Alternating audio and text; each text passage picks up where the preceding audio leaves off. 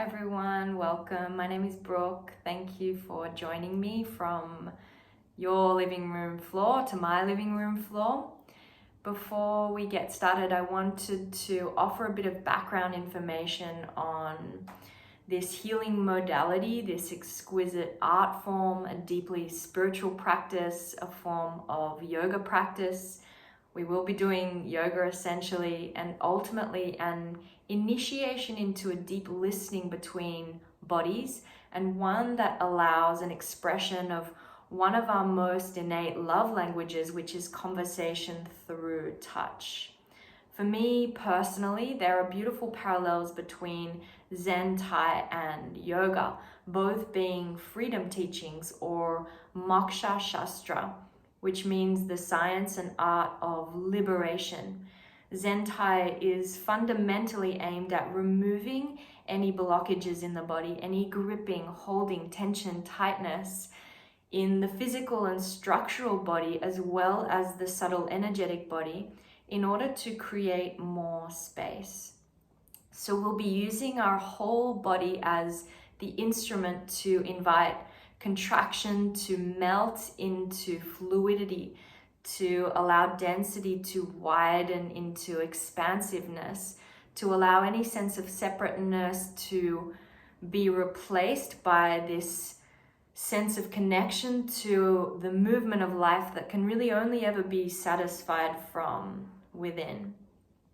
The fundamental underpinning of both yoga and Zen Shiatsu is that life is always greeting us, and whether we can taste its richness depends on what's already on our palate. So with space comes the capacity to feel more connected to the natural rhythms of life, and with that, from there, a deeper embodiment of our wholeness. Firstly, it's a huge privilege to share this art form with you and my interpretation of the teachings as shared with me by Gwyn Williams, who is the creator of Zen Tai Shiatsu. Gwynny has spent his whole life developing this modality, which originated in osteopathy and from there grew to incorporate Thai massage and Zen Shiatsu principles and practices. And this evolved naturally as the art grew beyond technique to more spiritual practice and then way of life. So we really have these three lineages woven together. The first being osteopathy, which is interested in technical moves, in structural awareness and therapeutic manipulation along myofascial lines. It deals with common patterns of movement that we see in everyday life.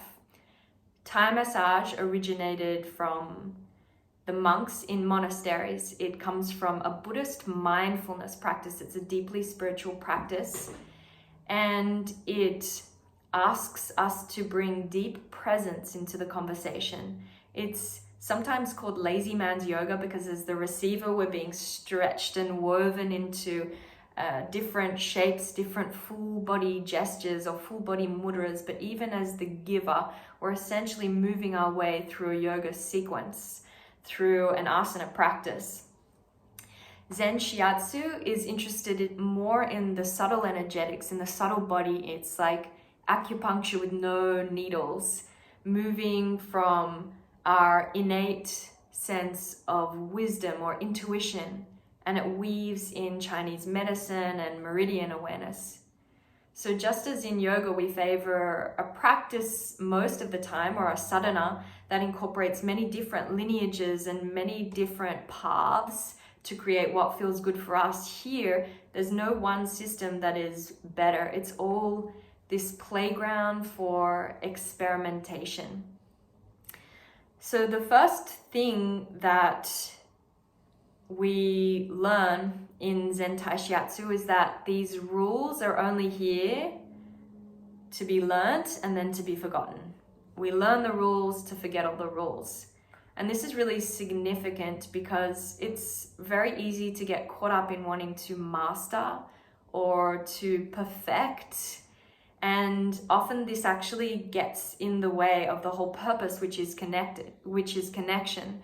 So what can happen is we begin to impose or manufacture technique on top of the body instead of allowing ourselves to just move from a more intuitive intelligence and abiding presence to what is.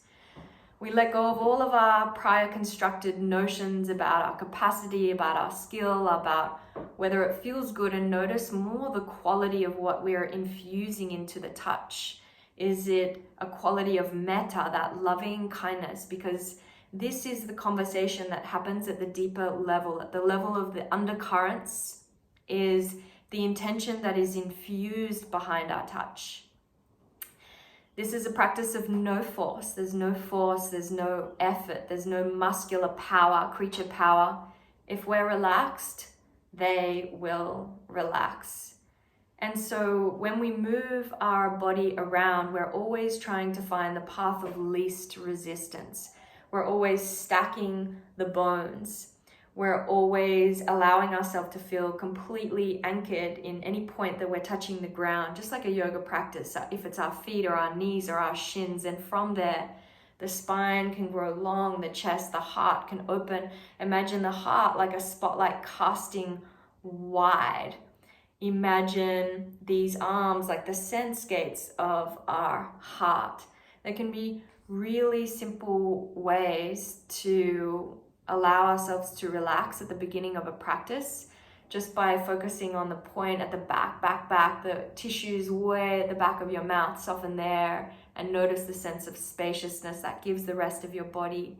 Or take a couple of deep breaths into your belly and notice how that rapidly changes your entire physiology. So physically, if we are really relaxed and comfortable in our body, then this will translate to a much more enjoyable and easeful conversation between you and your partner. I like to visualize that my arms are hollow, like the core lines of my bones are hollow. So there is this sense of a free flow of energy moving through. There is a saying in Zen Shiatsu that you can't move too deep, only too quick. And it really can come to mind often when we are pouring our whole body weight into someone, into another body. But when we're really paying attention with patience and presence and moving with compassion, we're staying with the body as much as needed, any one part of the body, as long as needed for the expansion, for the spaciousness to occur. So as the giver, we're simply taking them through their range, allowing them to explore by bumping up against their thresholds, by coming to know the sticky bits, the inhibitions, as well as unlocking some of the doorways to more space. We have many, many tools. Our whole body is really a tool, or many tools, when applied in different ways. So whether we're using the flat part of our thumb or the runway of our forearm or the chubby part of our hand or the more cutting knife edge of our foot, we want to think about moving like water, the way that water pours over, it molds, it spills through. We're finding the perfect fit of body part to body part, like we're piecing together a perfect puzzle. And when we do this, less is always more. And I don't mean less pressure, I just mean less technique. Simplify the technique. Whenever I've taught this practice, the feedback every single time is that the things that feel best or create the most connection are actually the simplest ones. So if you feel overwhelmed at any point in time, simplify, come back to the basics, and remember that it's more about the quality, the way that you touch, that will feel the most connected. The final piece is simply to allow yourself to be curious, to have fun, to enjoy, and to play, to be playful. You'll start to make up your own gestures along the way, depending on what you see, what you feel, what you hear into that is in front of you. And it really is an exquisite privilege to be allowed into someone else's space, to be allowed into their kinesphere. And every time is like an exploration of this one of a kind human, no other human like it. So every time is like the very first time. I hope you enjoy, and let's dive in. Thank you.